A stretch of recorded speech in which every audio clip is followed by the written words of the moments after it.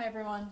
So today I'm going to be talking about why the law of attraction doesn't work from a yogic perspective.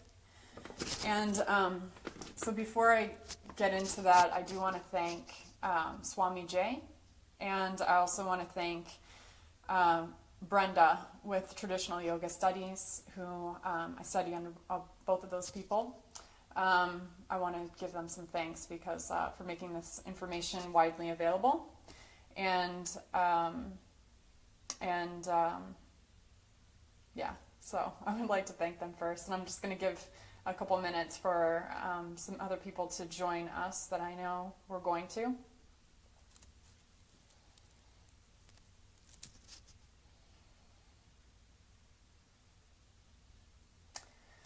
All right, so I'm going to be talking about why the law of attraction doesn't work from a yogic perspective.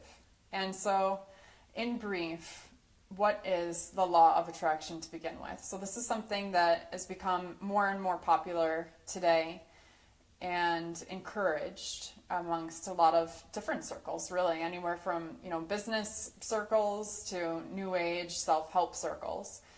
But it's actually a really old philosophy and belief that can be found cross-culturally in many different traditions around the globe. And so in short, it teaches that, what we believe and what we perceive in the external world is what we're going to attract and call into our awareness and call into our experience. So it's used popularly now in many different ways. So if you want to find the love of your life, then all you have to do is believe and think that you're going to find the love of your life. You want to make $1 million, and all you have to do is believe that. And all these magical, serendipitous things are going to happen, and there's going to be this effortlessness to it, and all you have to do is believe, right? So a lot of us try to actually apply that, and we'll make vision boards, we'll put, inspiring affirmations, we'll write affirmations, we'll put little Post-it notes all around our house, and we're really believing that this thing is going to come forth and manifest into our life, and then it doesn't happen. And it's like, why? Why is that? So that's really the topic that I wanted to address from a yogic perspective.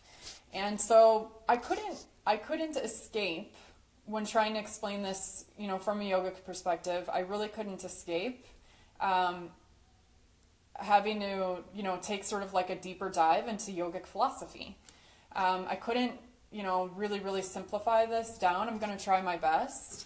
But I'm also going to ask you to, challenge yourself a little bit. I made a separate attachment in the description section that has the actual terms written out, so that can help you to sort of follow along, because I know maybe some of these words are going to be new.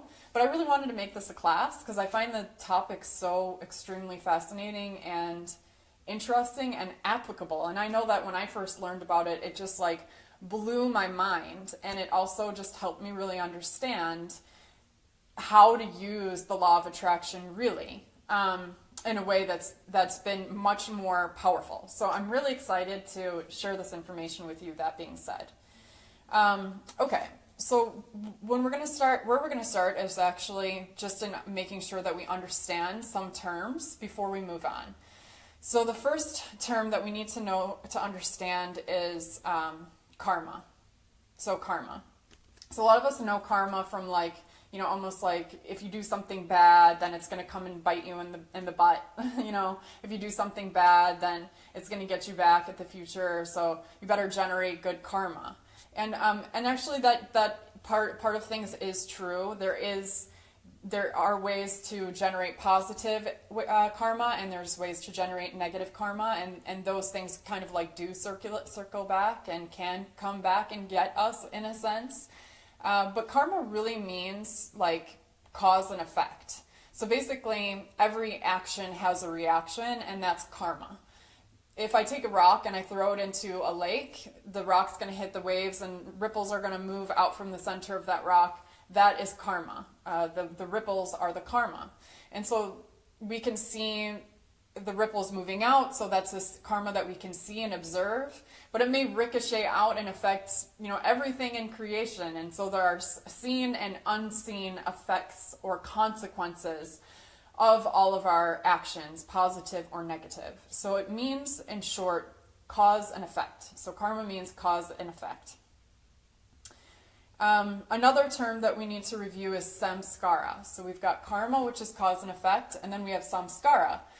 A samskara is the impression that's put into the subconscious mind because of the action. So again, if I take a rock and I throw it into a lake, the ripples and the effect of the rock going into the lake, it leaves an impression, it goes into my subconscious mind. So the samskara is the impression of the action that goes into my subconscious mind. The more that a karma is repeated, so the more that I throw the rock into the lake over and over and over again, the more, hey Colleen, the more deeply embedded the samskara is going to go into my subconscious mind. This is very key and important, and we'll get back to that in a little bit. Then we have dharma. So dharma is translated a lot to mean duty or law or order, and it is the duty or law of the entire universe. So like the sun, the moons, all the planetary cycles and seasons are running because of their dharma, their duty to uphold this sort of universal law or order. So there's the universal law or order or dharma of the entire universe. And then each one of us has what's called a svadharma, or an individual purpose or an individual duty that is meant to be realized in this lifetime. And so it's really big, actually. So we all have a svadharma. We all have an individual purpose to realize in this lifetime. And in so doing, realizing our individual purpose, we help to uphold the order of the entire cosmos. Then there's the word adharma. So that is when we are going against our dharma, when we're living adharmically. So when we're making choices and actions that are against our true purpose or our inherent purpose of who we are. Okay, so moving on. When we are trying to actually master the law of attraction or actually utilize it in a way that is much more powerful than just trying to think a positive thought regarding what it is that we want in our life, that approach is extremely limiting, and I'm going to explain to you why it is. Because our thoughts are not just surface level. It's not just here on the peripheral of our mind, of our conscious awareness. So, for example, I may say that I want to write a successful book. Maybe this is my law of attraction. I'm going to write a successful book. So in my conscious mind and my conscious awareness, I may say that. But then I've got all these beliefs behind that one thought that are much more deeply entrenched that may contradict that conscious belief of wanting to create that book. I may, for example, want to lose 15 pounds. But let's say I actually believe that I'm overweight and I have no control over my eating behavior or my eating patterns. So then I'm going to act in a way that's in contradiction to that positive belief that I have in my mind. I may even go so far as to post, affirmations around my house. I lost 15 pounds, I lost 15 pounds. But again, if I actually believe that I'm an overweight person and I can't control my eating patterns, then I'm going to behave in a way that's in contradiction to that conscious belief. So when we're trying to understand this stuff from a yogic perspective, we need to delve a little bit more deeply into how yoga sees the actual function, the actual structure of the mind, which we're going to get to that in a little bit, and how yoga actually defines an action into itself. So actions are the basis of how we generate or how we set an intention or how we actually generate the movement toward a desired goal or the movement away from something that we're trying to avoid. And we do that through our actions. So what is an action? When we think of action, we think of our physical actions, through our day-to-day life. Like if I pick up this glass of tea, that's an action. If I'm speaking to you, that's an action. I'm moving my hand, that's an action. But actions are actually more than that. Actions also include our thoughts, our deeds, and everything essentially that moves is an action. So when we're trying to gain mastery over the law of attraction, we need to understand what an action actually is from a yogic perspective. So this brings us to karma yoga. So karma yoga is the yoga of our actions, which if you remember from just a bit ago, karma includes, means action, it means cause and effect. So in karma yoga, which is the yoga of our daily actions. And so when, in our daily actions, hold on just one moment.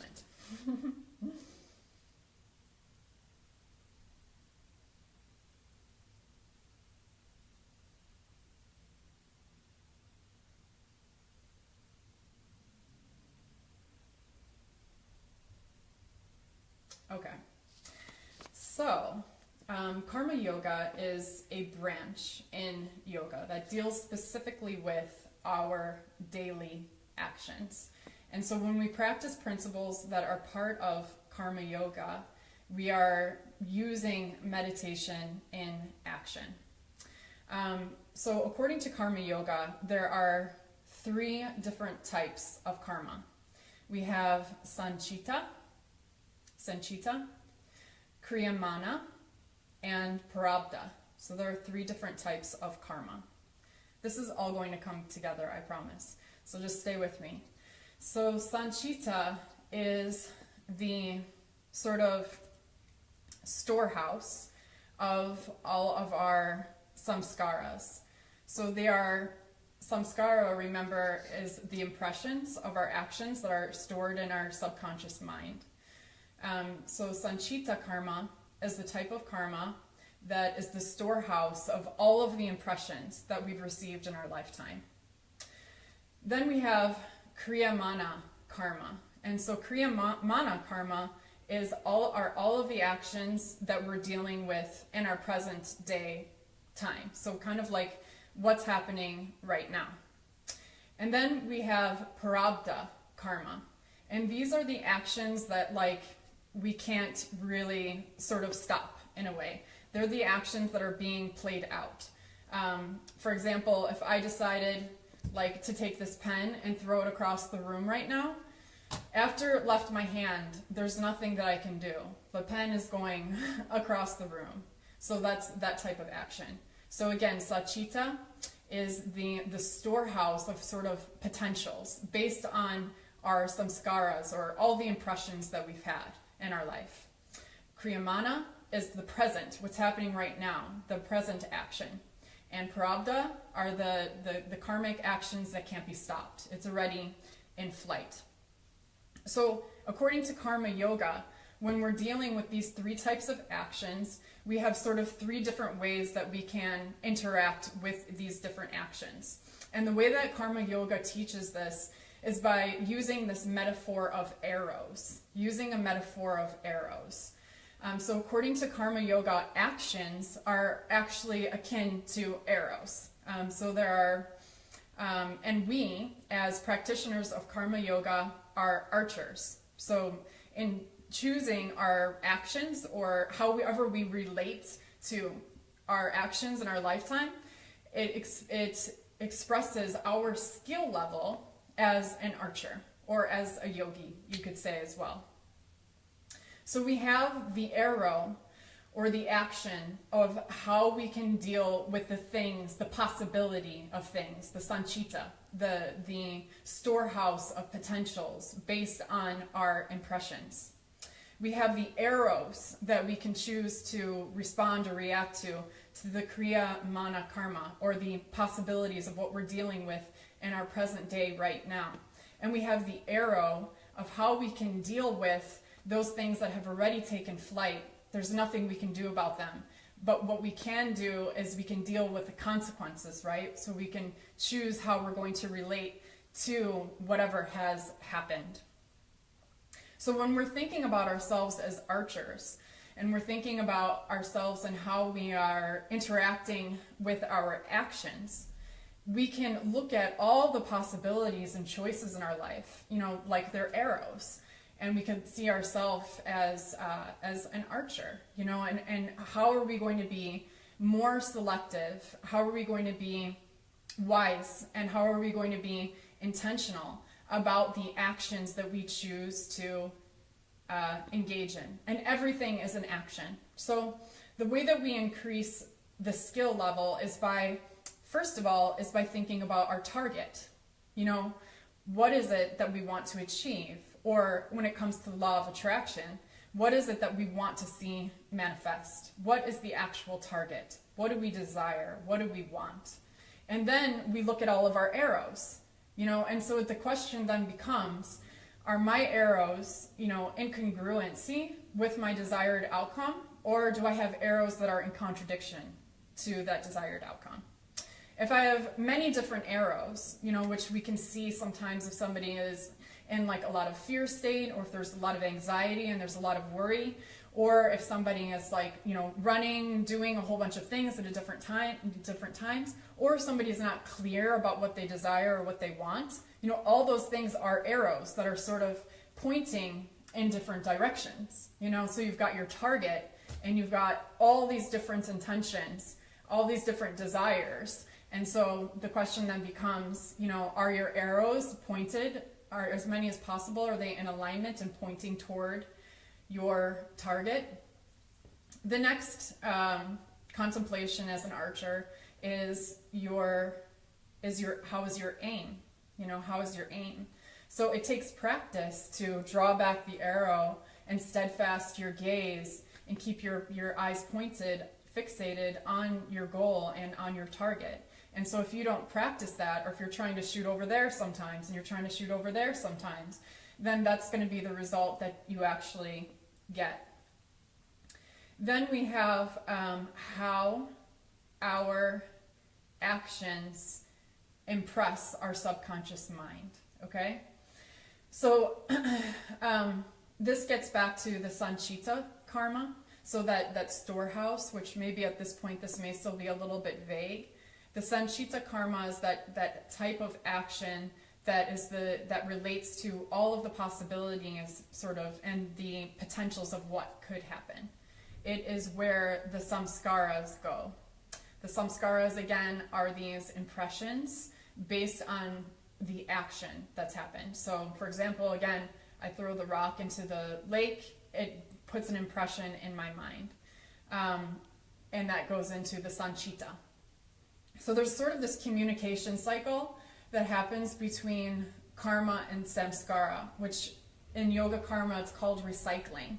So basically, in recycling, an event happens. It puts a memory, an impression into the subconscious mind. That memory or that belief comes from the subconscious mind forward, and it believes it. So it kind of recreates it into our present existence. Then that experience reaffirms to our subconscious mind that has happened, and it puts another impression in our subconscious mind, which then comes forth. We believe it, we experience it in our present day reality. So it's like this cycle. So let's try to actually give an example of that. Let's say I believe, I really hope I'm making, this is all making sense, but let's say I believe that I am sick.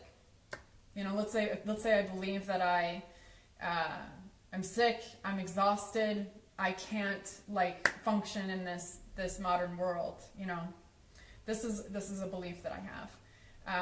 And then let's say I wake up in the morning and I, have a cut on my arm. So this is real, the cut on my arm is real. I perceive it. It puts an impression back into my subconscious mind. I'm sick. So then the next moment, and then I see it. So then I see it in my present day reality. And so it creates this sort of cycle between my conscious reality, my present day reality, and my subconscious mind. So it's not to say that either is not real, because it's real. I mean, the cut on your arm is real. But there's sort of this feedback loop that starts to happen between what you believe and the impressions that you're putting into your subconscious mind, and then what you're experiencing in your external reality. So how this actually plays into the law of attraction is that, so it's like you could believe that you are going to make $1 million at your new job or your new vocation. But if you have a whole storehouse of memories and beliefs that contradict that, maybe 3 years of, being borderline negative in your bank account, and all of the trauma and the heartache and all of that went with that, that's the storehouse of your belief system that you are broke. Then even just having that positive belief that you're going to make $1 million is going up against a whole storehouse of beliefs that counter that. So the yogis say that in a sense takes time. It takes time to sort of wash and clear away that storehouse of beliefs that contradict that present thought that you're trying to make develop. So Cameron, did that help with the feedback loop? That recent sort of explanation? I think that might help to make a little bit more sense.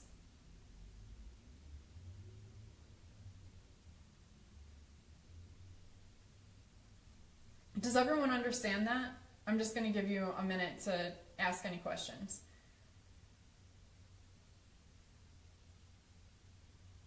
Okay, I'm going to try to explain it again. So the Sanchita is the storehouse of latent potential. So kind of things that could happen. It's the storehouse of samskaras.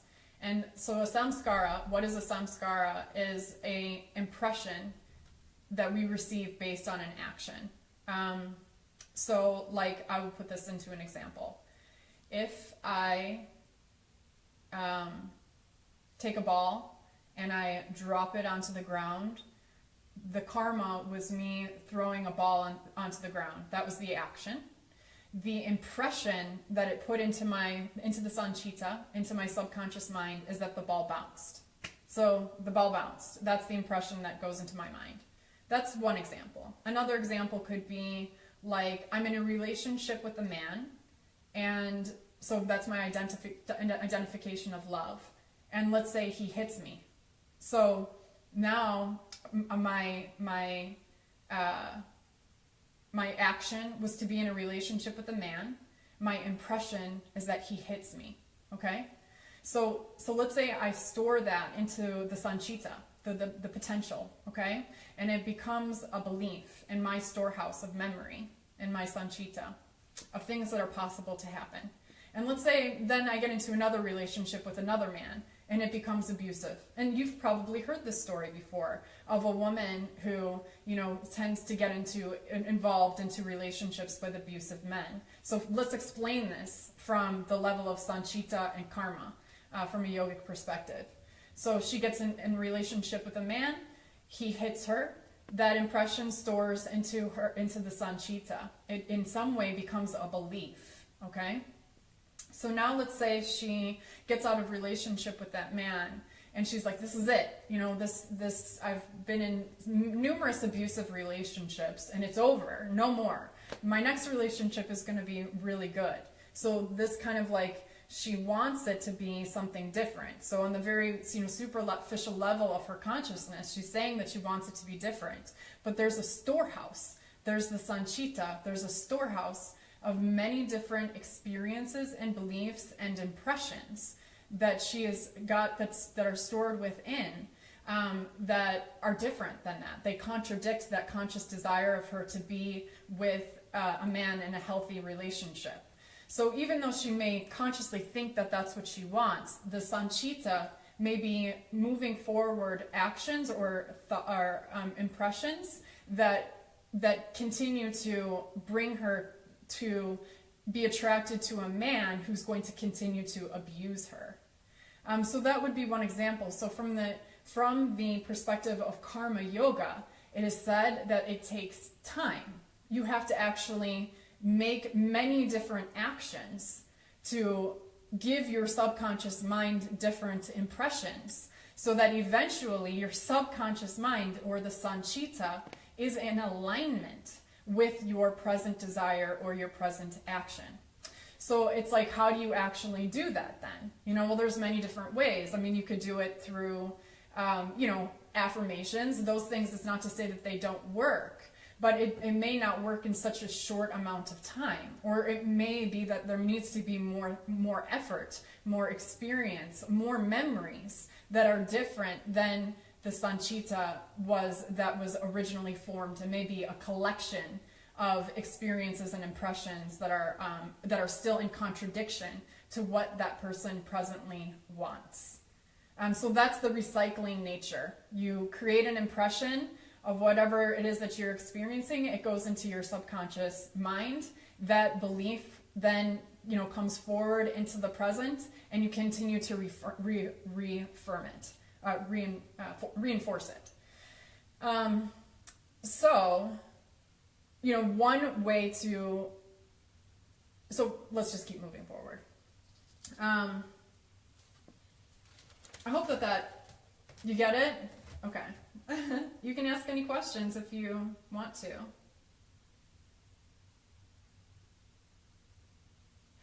All right, so this kind of moves into the 3 different stages of karma too. So there are actually 3 different stages of karma. And so the first stage is the Sanchita, again, the quiver. It's called the quiver sometimes too. So the space of latent potentials, of the storehouse of all of our impressions and what we've experienced in this life stay in the Sanchita. And so the word samskara, again, gets translated a lot to mean potent activator. So it's said that every time we create an action, that impression almost becomes like a seed that may or may not, grow into some sort of fruit into our life. I will give you an example. Let's say, you're having a business exchange. Okay, so you're having a business exchange with somebody, and the action is that they're going to rent space from you. They're going to rent one of your apartments from you. And let's say you have this whole conversation with them, and everything seems to go really well, and they sign the lease, and they put down the deposit for the apartment rental. So this is the action. And then they're supposed to start on the 1st of the month, of that following month. But then they're gone. They never come in the 1st of the month. They never move in their stuff. And then 5 months later, they contact you and say, I never actually signed the lease, and I would like a refund for the first month's rent and the deposit. And you're like, wait a second, what? You actually, owe me for 4 months rent. You just disappeared. So, and they're saying, well, I didn't actually sign the lease. And so then you go back and you review it, and they didn't actually sign the lease. It was sort of your mistake for not making sure that they had actually signed that dotted line of paper. Okay, so let's look at it from the level of Sanchita and karma. So the action was the actual exchange of them signing the lease and you having this business exchange with them. The Sanchita, the potential, was that you missed them signing the lease. So that at some time in the future, that karma or that action of that moment came and it manifested in them asking you for a refund because you didn't check the dotted line to make sure that they had actually signed the document. So the sanchita is the potential of whatever it could happen with your karmic exchanges with another person. So that is the first origin or first stage of karma. The second stage is the kriyamana. And so that is the present, what's happening right now. So let's go back to this example with the lease. The person, what's happening right now? So let's say they're like, I want a refund. Well, now you're sitting here with a whole bunch of different actions and what you actually choose to do with right now. So you could choose maybe to take them to court. You could choose to refund them the money. Those are choices, and those are going to, whatever arrows or whatever actions that you choose to use in response to that situation is going to set off a whole other stage of karma. So to be an archer is to be rooted in your present of mind, your awareness, and to look at the arrows and say like, oh, okay, if I shoot this arrow and I say I'm going to take them to court, then this could happen. If I just say I'm going to refund you the money, then this could happen. Okay? So the skill level of being a yogi and of being an archer is to be able to say, what is my aim? And to choose the right appropriate arrow, and then to draw back the bow and to shoot the arrow so that it hits your target. And then the last stage of karma is the prarabdha. So that is the consequences that we have no control over. And so this actually gets into karma yoga, but it also gets into like the Hare Krishnas. They are karma yogis, and they work a lot, they read a lot out of the Bhagavad Gita, and this Bhagavad Gita is all about karma yoga. And what it teaches is to relinquish the fruits of your actions because of this, because we have no control over the consequences over what happens, okay? To a point. All we can do, in the example again of this leasing and all of this, is say, okay, I'm going to take them to court. All we can do is pick that arrow up, and we can aim as best as we can, and we can let go of the arrow. But what happens as that arrow is in flight, and what happens when that arrow hits the target, we have no control over that. So in accordance to karma yoga, the best and the most ideal thing to do is to surrender and to give all of your fruits over to selfless service and to give them to God, essentially, because it's our attachment to the fruit, to the desired outcome that brings suffering to us in our lives. So again, in brief, the phase of karma starts from the level of sanchita, the potential of things, the kriyamana, which is our present reality and what we can deal with, and dealing with and control and choose from, and the prarabdha, the consequences of whatever has happened. So according to karma yoga, the most powerful and important arrows are the ones that we have right now in this present reality, in our present time. So the arrows that we have before us right now. So how can we strengthen the arrows, and how can we become a more skilled archer? How can we become a more skilled yogi or yogini? One is to make sure that we have clarity in our target. You know, what is it that we actually want to achieve?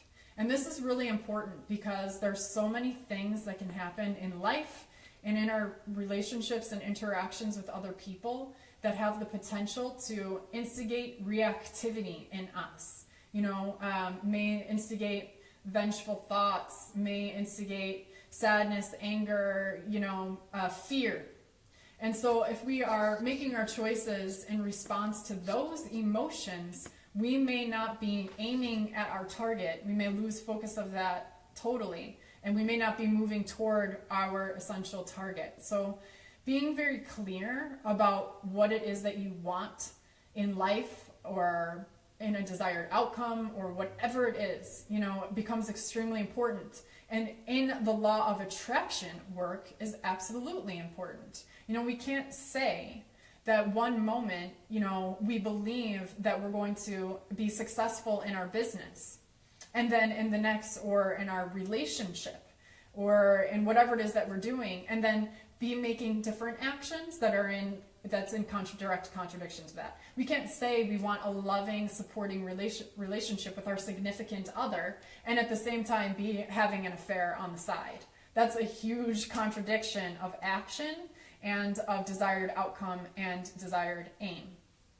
So according to the law of attraction, the universe responds to all, bad, for better or for worse. It responds to all of our actions.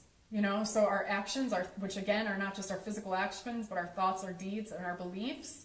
And so if you have many different thoughts, deeds, beliefs that are on a wide range, you're going to be it's mixed messages. It's mixed messages, and it's diluting your essential target. So that is the one thing, is being clear about your target. The next thing is to pay attention to your feelings when you're doing something. The yogis talked about this thousands of years ago. So whatever your feeling is while you're actually doing your action will generate fruits that are akin to that feeling. If, for example, you want to build a business, let's say again, but while you're doing it, you're thinking, this sucks. I hate this work. This is the last thing that I want to be doing. I don't want to meet this client. I don't want to be having this conversation. I don't want to have these meetings. Well, but I want to have a successful business. I want to do this for the rest of my life. These are opposing, contradicting beliefs and actions that are not going to produce what it is that you ultimately desire. So if you're having those kinds of feelings, like, I want to have a great relationship and with my husband or boyfriend, but like, I don't want to hang out with him. I don't want to go see a movie with him tonight. Then it becomes, slow down, like, is that really what you want? And I mean, I don't have the answer to that, but it's a contemplation for you to look at, like, are your feelings really incongruent with what you're saying you want your desired outcome to be? Because they should be in alignment with one another.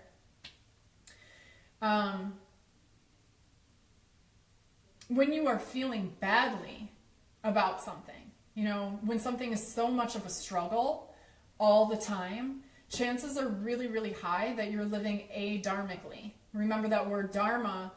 It teaches that, each one of us has a purpose to realize in this life, that you have a purpose to realize in this life. And you can go against that purpose. So if you are living against your purpose, then chances are really high that you're not going to feel like excited and happy about what you're doing or the relationships that you're with a lot of time. The next thing to examine is if your idea about what you want is in contradiction to what you actually believe about yourself. So again, weight loss. I use that example a lot, but it's just a really clear and easy one. If you say that you want to lose 15 pounds in a month's time, but you actually believe that you have no control over what you eat and you are a fat person, and you believe that about yourself, and you don't believe that you have worth, and you believe that you don't have control over yourself, but you're like holding in your mind that you want to have this weight loss goal, then your actions are going to contradict that belief all the time. So you need to work on repatterning your actual beliefs about yourself. And then the last thing is kind of deep, as though this conversation hasn't been deep, but it's to become aware of the 4 functions of mind. So in yoga, there are 4 different functions of our mind. There's the manas. And the manas is the part of our mind that takes in all of our sensory impressions, and it takes in all of the things that we're seeing. And the manas is very, very doubtful, and it questions things, and it sort of criticizes things. And so if we are too much in our manas, we are too focused out here on this external reality, and we're always questioning things, possibly if it's too excessive, to our detriment. The next is the chitta. And the chitta is that storehouse of all of the samskaras. So all of our memories that we have experienced in this life are in the chitta. The ahamkara is the I am. So there's a part of our function of our mind that says, I am an individual. I am Monica. I am a mother. I own a business. I have this house, and all of my ideas of who I believe that I am. It's my ego. And then there's the buddhi. And the buddhi is our intellect and our wisdom and our highest sense of self. So ideally, our mind is governed by the buddhi. The buddhi is an organ that we can actually develop and grow, which is our wisdom. And so when we are in the buddhi, we are making our choices. We're choosing our arrows, and we're making defining our targets from a place of the highest wisdom possible. And so the way that we cultivate the buddhi is through regular meditation practices. And yoga nidra is another thing that really helps to cultivate the buddhi as well. The more that we cultivate and strengthen the buddhi, our faculty of wisdom and intellect, the more awareness that we have, the yogis say, the more that we'll actually access the chitta, which again, the chitta, or the sanchita, is that storehouse of all those unconscious impressions that can come like seedlings into our present life and kind of like, self-sabotage or, create different maybe negative effects in our present day life. So when we develop the buddhi, we can actually access the chitta, and we can diffuse it, and we can clean it out. So the way that you do that is by developing your awareness, becoming the archer that you are, becoming the yogi that you are. And if you haven't noticed from this talk yet, yoga is so much more than just physical postures. There's many different branches in yoga that have nothing to do with doing a physical posture at all. So it's cultivating and developing yourself as a yogi, and developing the buddhi, and that point of inner silence and stillness that is within every single one of us.